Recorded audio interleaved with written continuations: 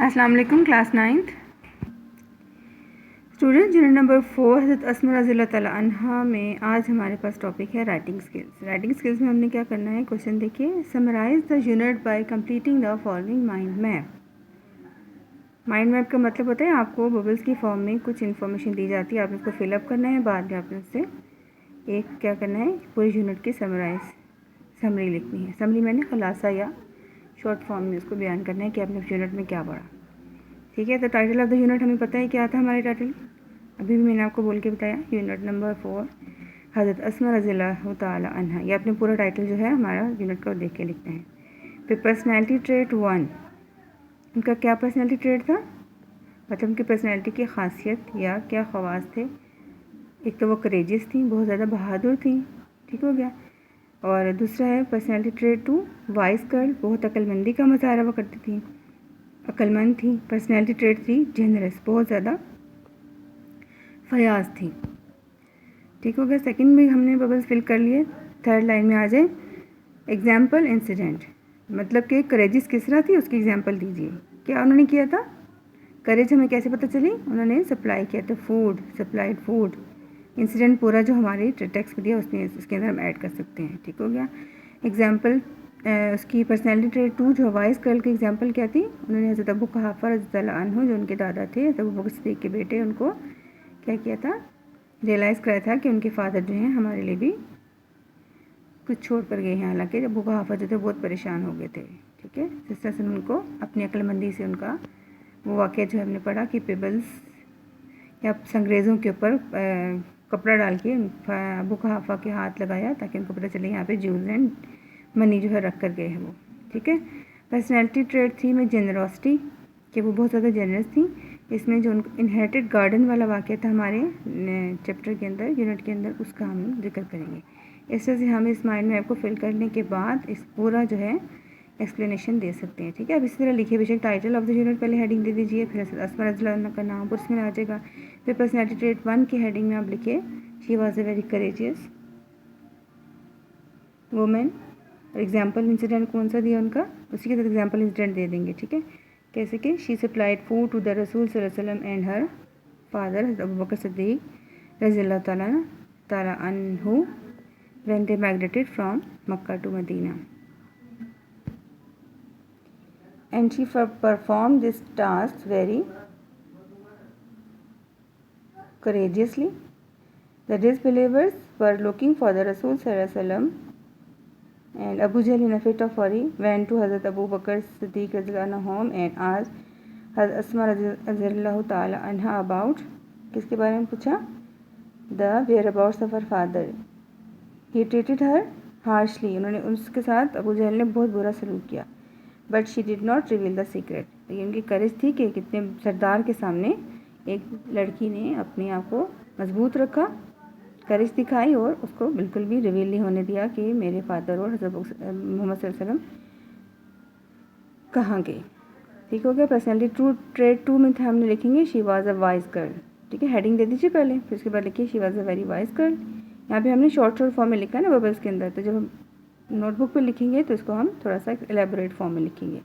आप हेडिंग दीजिए personality trait 2, फिर इसमें लिखेंगे she was a wise girl, बहुत अक्लमंद लड़की थी, या वुमेन भी लिख सकते हैं।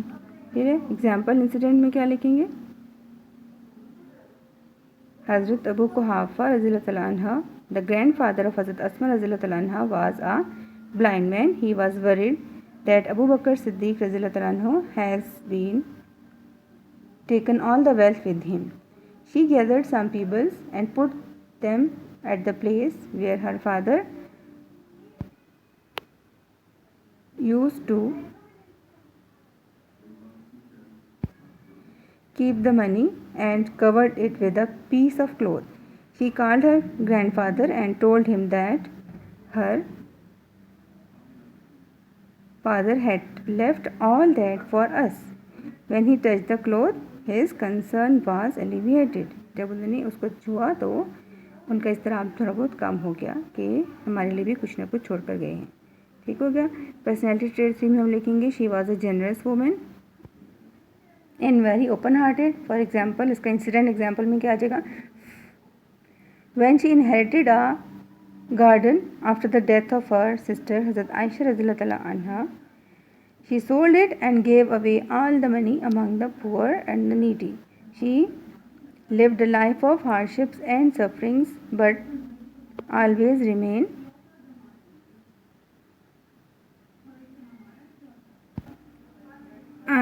empty-handed, and nobody left away from her house empty-handed. ठीक हो गया. खुद अपने पास कुछ नहीं रखती थी, बल्कि जो भी उनके दरवाजे पर आता उसको मतलब कभी भी वो खाली हाथ नहीं लौटाती थी. क्योंकि हमारे पूरे यूनिट की क्या कहते हैं इसको समरी. तो बी पार्ट देखिए, right a character sketch of Asma रज़ियल्लाहु ताला अन्हा. तो इन्हीं पॉइंट्स को अगर हम कलेक्ट करके लिखते हैं, एक तो ये हमारा समरी बन जाएगी, उसी से हम अपनी हज़रत अस्मा रज़ियल्लाहु अन्हा का करेक्टर स्केच जो उनका किरदार के बारे में ये खाका जो है वो लिख सकते हैं. ठीक है स्टूडेंट्स. तो एक दफ़ा मैं इसकी भी रीडिंग आपको सुना देती हूँ ताकि आपको लिखने में आसानी हो कि कैसे हम लिखेंगे. जी स्टूडेंट, इन्हीं पॉइंट्स को ध्यान में रखते हुए आपने इनका करेक्टर स्केच लिखना है. जैसे हम लिखेंगे, हज़रत अस्मा रज़ियल्लाहु ताला अन्हा was amongst the early few who embraced Islam. She was the daughter of हज़रत अबू बकर सिद्दीक़ रज़ियल्लाहु ताला अन्हु. She was a courageous woman. It was she who supplied food to the Rasul sallallahu alaihi wasallam, her father Abu Bakr Siddiq, in the cave of Thar when they were on their migration from Makkah to Medina. जी ठीक हो गया यहाँ तक. के बाद she was a wise woman. She had a great love and respect for the Rasul sallallahu alaihi wasallam. She was so generous and kind-hearted that when she inherited a garden after the death of her sister Aisha radhiyallahu ta'ala anha, she sold it and gave away all the money to the poor and needy. She lived of hardship and suffering, a life of hardship and suffering, but never complained anyone. She had a resolute faith in Allah subhanahu wa ta'ala and faced every calamity of life with patience. Her life would always be a beacon of light for all of us.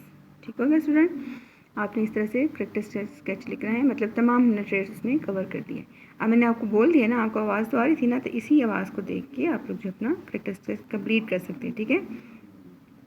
इसके बाद next इसकी proof reading के बारे में वो इंशाल्लाह मैं हम कल इसको डिस्कस करेंगे, क्योंकि ये जो है ना आप आज काम कर लो, फिर नेक्स्ट जो है वो ये काम करोगे तो फिर उसी की प्रूफ रीडिंग होगी ना कि काम किया है, फिर हम उसको सही कैसे करें, क्या क्या मिस्टेक्स है उसको हम निकालेंगे. ठीक है. इंशाल्लाह we will do next tomorrow. Okay, अल्लाह हाफ़िज़.